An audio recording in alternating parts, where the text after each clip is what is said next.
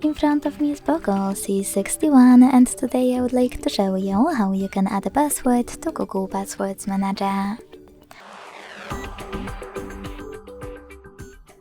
Begin by opening Settings and scrolling down to hit Passwords and Accounts. Then hit this gear next to Google. Tap on Google Password Manager and select Add Password. Now input all of those informations. When you finished, in order to save your password, hit Save at the top right corner.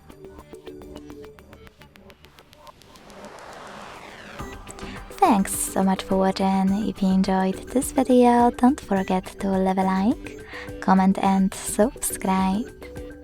Bye!